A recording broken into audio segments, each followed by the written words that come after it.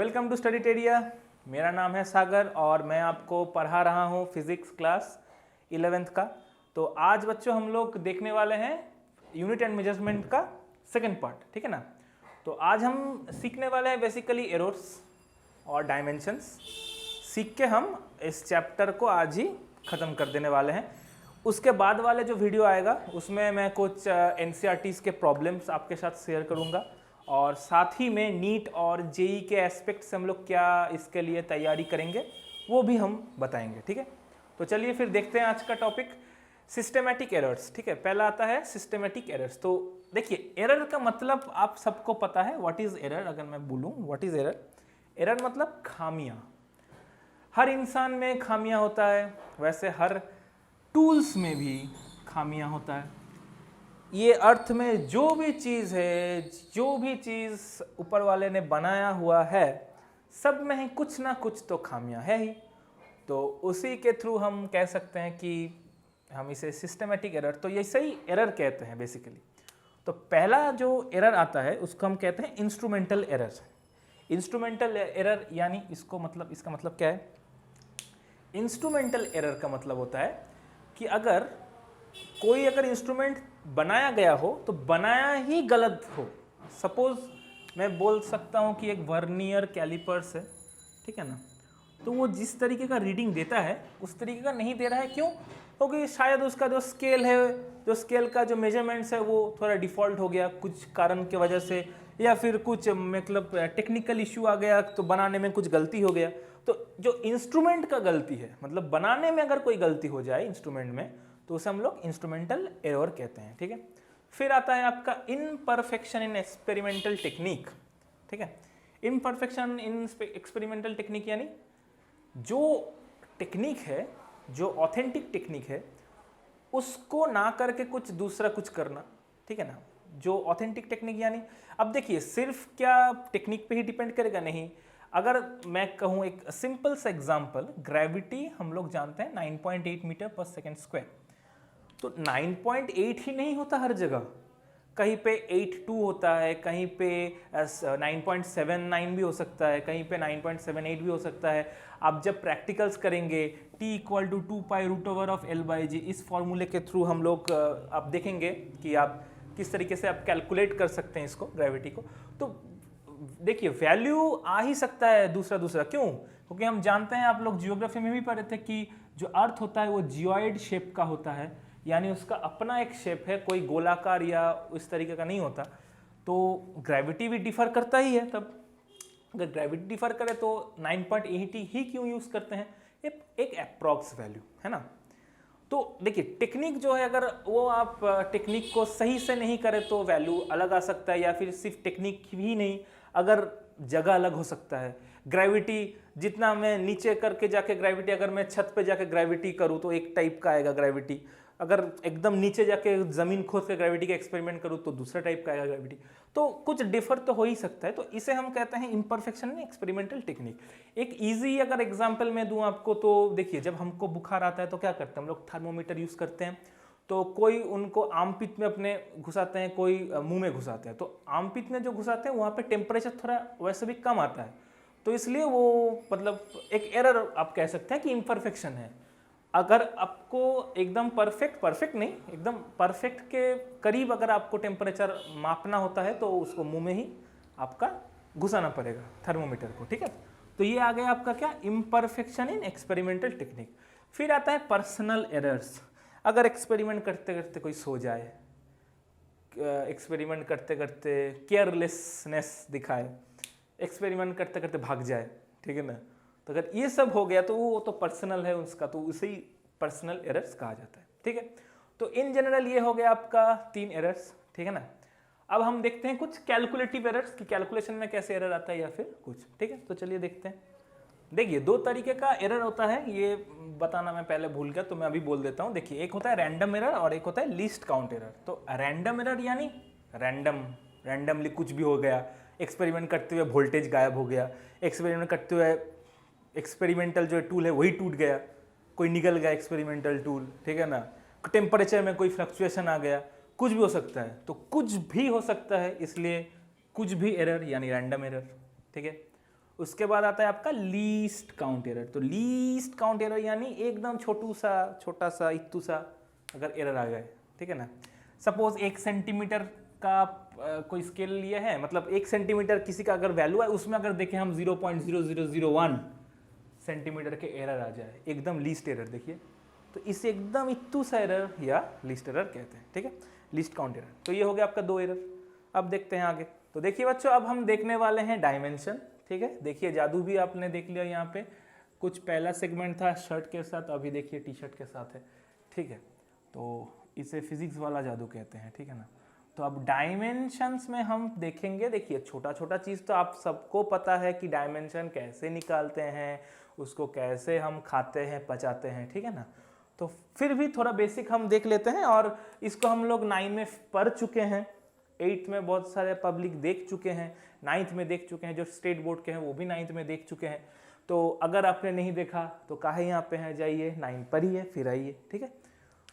तो देखिए primary 3 dimension होते हैं, ठीक है ना। प्राइमरी डायमेंशन क्या क्या होता है, एम होता है, एल होता है, टी होता है, मास लेंथ टाइम। ये मैंने पहले समझाया था वीडियो में, आप लोग देखिएगा यूनिट्स एंड मेजरमेंट्स के पहले सेगमेंट में, कि क्यों यू लोग को प्राइमरी या फिर एब्सोल्यूट यूनिट कहते हैं, ठीक है।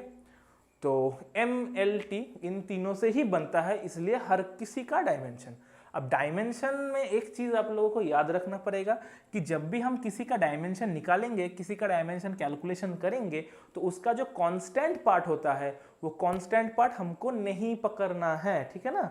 हमको कांस्टेंट पार्ट क्या करना है, नहीं पकड़ना है। नहीं पकड़ना है इसका मतलब क्या होता है, नहीं पकड़ना मतलब वो पूरा कैंसिल आउट हो जाएगा। एग्जाम्पल के तौर पे अगर हम देखते हैं ई के यानी काइनेटिक एनर्जी का डायमेंशन निकालते हैं, तो हाफ mv² इसका फॉर्मूला होता है। तो ये देखिए हाफ जो है ये तो कांस्टेंट है, तो इसको हम लोग पहली फुर्सत में निकाल देंगे, ठीक है ना। तो m का डायमेंशन हो गया m, l का आपका v का हो गया lt⁻⁻1 उसका होल स्क्वायर, क्यों v स्क्वायर है इसलिए।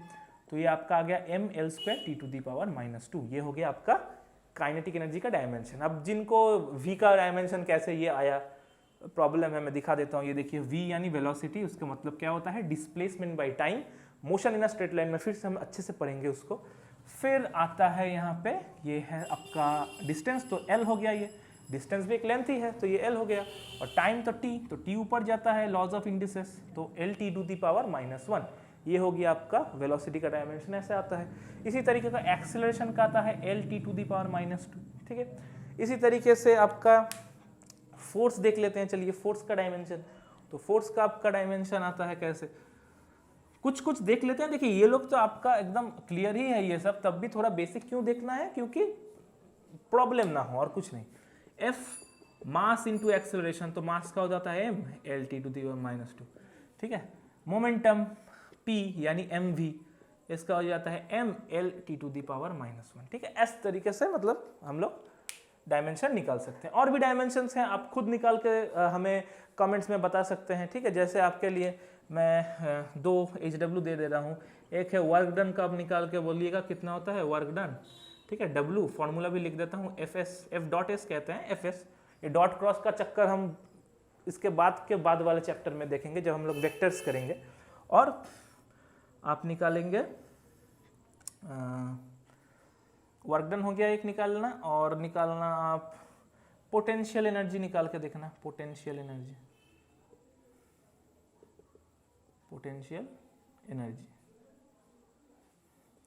ये होता है आपका EP/mgh, और ये निकाल के देखना ये क्या सेम आता है, ठीक है। तो ये हो गया आपका डायमेंशंस का छोटा सा एक स्ट्रक्चर। अब देख लेते हैं कि क्या क्या प्रॉब्लम्स यहाँ पे है डायमेंशन के क्लास 11 के रिस्पेक्ट में, और इसके बाद वाले एक वीडियो में हम देखेंगे, छोटा सा एक वीडियो होगा, वो नीट या जेई के एस्पेक्ट से होगा, कि कैसे हम नीट और जेई को, ये चैप्टर का जो पूरा सार है वो नीट और जेई में किस तरीके के प्रॉब्लम्स आते हैं, हम लोग वो देख लेंगे, ठीक है। और फिर से हम लोग फिजिक्स, केमिस्ट्री, बायोलॉजी सबका एक अलग से नीट का वर्जन भी बनाएंगे, ठीक है ना। ये तो बेसिक वर्जन है पूरा, ये पढ़ना ही है, ये फिर दोबारा रिपीट नहीं होगा।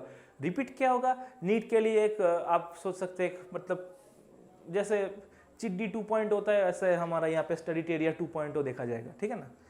तो ये हो गया आपका डायमेंशन। अब चलिए देख लेते हैं कुछ प्रॉब्लम्स, ठीक है। तो देखिए बच्चों, ये है एक प्रॉब्लम तो इसको हम देख लेते हैं। अच्छा प्रॉब्लम है, ये अच्छा प्रॉब्लम है, ठीक है, छोटू सा है लेकिन अच्छा प्रॉब्लम है। देखिए क्या बोला है, let us consider an equation half mv square equal to mgh। तो ये दो इक्वेशन कंसिडर करने को बोल रहे हैं कि सेम है, ठीक है। Where m is the mass of the body, v is the velocity, आपको सबको पता है, g is the acceleration due to gravity and h is the height. Check whether this equation is dimensionally correct. ये बहुत important एक क्या बोलते हैं वर्ड है, डायमेंशनली करेक्ट, ठीक है। तो हमको चेक करना होगा कि ये डायमेंशनली करेक्ट है कि नहीं है। क्या बोला मैंने, हमको चेक करना पड़ेगा कि ये डायमेंशनली करेक्ट है कि नहीं है। तो कैसे हम करेंगे डायमेंशनली चेक, मतलब करेक्ट है कि नहीं है। रूल क्या होता है, ये LHS या RHS है, इसका डायमेंशन निकालेंगे, इसका डायमेंशन निकालेंगे, देखेंगे टैली करके कि ये सेम है कि नहीं। अगर सेम हुआ तो डायमेंशनली करेक्ट, अगर सेम नहीं हुआ तो डायमेंशनली इनकरेक्ट, ठीक है। तो ये तो बच्चों अभी हमने देखा है कि हाफ mv स्क्वायर मतलब काइनेटिक एनर्जी का क्या होता है, तो फिर से हम दिखा देते हैं, कोई बात नहीं है, ठीक है, इतना तो कर ही सकते हैं आपके लिए। तो हाफ mv स्क्वायर ये है आपका LHS। तो अगर इसको हम करते हैं तो मैंने क्या बोला, कांस्टेंट टर्म नहीं लेने का, इसको पहली फुर्सत में निकालने का। तो ये होता है m, ये होता है LT टू दी पावर -1 इसका whole square, that is m L square T to the power -2, ये हो गया आपका LHS। और आपका RHS क्या होता है, आपका RHS आता है यहाँ पे mgh, m यानी m, g यानी ये तो एक्सेलरेशन ही है, ग्रेविटी वाला है लेकिन एक्सेलरेशन ही है। तो ये होगा ml T to the power -2 और h आपका हो गया L, तो that is ml square T to the power -2। ये देखिए ml square T to the power -2, ml square T to the power -2 दोनों ही सेम आते हैं, तो क्या होता है, डायमेंशनली करेक्ट होता है, ठीक है। तो आप जीत गए 5 लाख रुपए, नहीं मजाक था, ठीक है। तो ये हो गया आपका LHS equal to RHS proved. तो और एक प्रॉब्लम देख लेते हैं, चलिए, ये आज का आखिरी क्वेश्चन हमारा, ठीक है। ये कंपैरेटिवली थोड़ा सा टफ है। तो ये क्या है, देखिए, in the formula x equal to 3yz square, x and y have dimensions of capacitance and magnetic induction respectively, then find the dimensions of y, ठीक है। तो यहाँ पे यहाँ पे z होगा, ठीक है ना, ये y नहीं होगा, ये z होगा। इन the formula x and z have dimensions of capacitance and magnetic induction respectively, then find the dimensions of y, ठीक है। तो हमको y निकालना है। तो ये देखिए, ये क्यों मैंने बोला थोड़ा टफ है, क्योंकि एक बार में याद रखना पड़ता है कैपेसिटेंस और मैग्नेटिक इंडक्शन का आपका डायमेंशन, ठीक है। तो देखिए यहाँ पे क्या आ जाता है आपका x equal to 3y square z, y तब कितना आ जाता है रे, 3x/3z स्क्वायर, ठीक है। x यानी क्या है, x यानी आपका कैपेसिटेंस है, तो कैपेसिटेंस का कितना होता है, y इक्वल टू, याद रखियो सब, हम लोग ये पढ़ेंगे क्लास 12th में, ठीक है, कैपेसिटेंस क्लास 12th में है, तो फिर भी देख लेते हैं। ये मैंने पहले ही बोला कंपैरेटिवली टफ है। तो x यानी कैपेसिटेंस, तो कैपेसिटेंस का आपको कितना होता है ना, m to the power -1 L to the power -2 t square theta square, ठीक है, ये हो गया। और आपका 3z स्क्वायर है, तो 3z स्क्वायर, 3 तो हम नहीं पकड़ेंगे, पहले ही बोले हैं कि ये कांस्टेंट टर्म है तो इसको हम नहीं पकड़ते हैं। तो z यानी क्या होता है यहाँ पे, z यानी यहाँ पे देखिए क्वेश्चन में आपको क्या बोला है, मैग्नेटिक इंडक्शन। तो मैग्नेटिक इंडक्शन का आपका क्या हो जाता है, मैग्नेटिक इंडक्शन का आपका आता है m t to the power -2 m t to the power -1 theta to the power -1, उसका पूरा क्या होल स्क्वायर, क्यों z स्क्वायर है इसलिए, ठीक है, z स्क्वायर है इसलिए। तो ये हो गया आपका। तो अब क्या करेंगे, देखिए, तो ये m टू दी पावर -1 हो गया, l टू दी पावर -2 हो गया, theta t square, theta square square है, तो ये m स्क्वायर होता है -2, ये -2, ऊपर जाने से प्लस, ये माइनस हो जाता है, लॉज ऑफ इंडिसेस, तो ये -3 हो जाएगा। l तो जैसा है वैसा ही रहेगा, ये ऊपर गया तो t टू दी पावर 4 बन गया, ये थीटा टू दी पावर 4 बन गया। तो y का डायमेंशन क्या आता है, y का डायमेंशन ये आता है, ठीक है। तो ये है आपका answer, third bracket, always third bracket में डायमेंशंस को रखा जाता है, ठीक है। तो ठीक है बच्चों, ये खत्म हो गया हमारा चैप्टर 2 यूनिट्स एंड मेजरमेंट्स। अब हम देखने वाले हैं इसके बाद का जो वीडियो है उसमें हम क्या देखेंगे कि नीट के एस्पेक्ट से क्या आता है, ठीक है। जस्ट एक ओवरऑल व्यू देंगे, ज़्यादा बड़ा नहीं होगा वो वीडियो, शायद 5 मिनट या मुश्किल से 7-8 मिनट का हो। उसके बाद हम देखेंगे आपका चैप्टर 3 जो वेरी वेरी इंपॉर्टेंट चैप्टर है, जहाँ पे तो पहले मैं आपको मैथ्स सिखाऊंगा, डेरिवेटिव्स सिखाऊंगा, इंटीग्रेशन सिखाऊंगा, ठीक है। तो इंटीग्रेशन आप क्लास 12th में मैथ्स में सीखेंगे, लेकिन यहाँ पे पहले सीख जाना पड़ेगा, क्यों, हमको फिजिक्स का बहुत सारा प्रॉब्लम वो इंटीग्रेशन से ही करना पड़ेगा। तो आज के लिए तब इतना ही। तो देखिए हमारा चैप्टर 2 खत्म हो गया पूरा, तब कंप्लीट। तो मिलते हैं आपसे बच्चों नेक्स्ट वीडियो में, तब तक के लिए अलविदा। प्लीज़ सब्सक्राइब आवर चैनल, और हाँ, नीचे डिस्क्रिप्शन में व्हाट्सएप नंबर दिया हुआ है, ठीक है। आप लोग पिंग नहीं करते, हमें पता है, लेकिन तब भी मैं बोलूँगा कि अगर कोई डाउट हो, टेस्ट सीरीज चाहिए, क्वेश्चन चाहिए सॉल्व करने के लिए, सिर्फ फिजिक्स नहीं, केमिस्ट्री, बायोलॉजी, ठीक है ना, और जो भी सब्जेक्ट होता है उसका आंसर नहीं मिलेगा, सिर्फ ये तीनों का ही आंसर मिलेगा, ठीक है ना। तो ये तीनों का जितना भी आपका डाउट है, जो भी है, आप हमसे जुड़ सकते हैं। व्हाट्सएप नंबर दिया हुआ है, मैसेज अस, ठीक है। तो चलिए आज के लिए इतना ही, तब बाय बाय।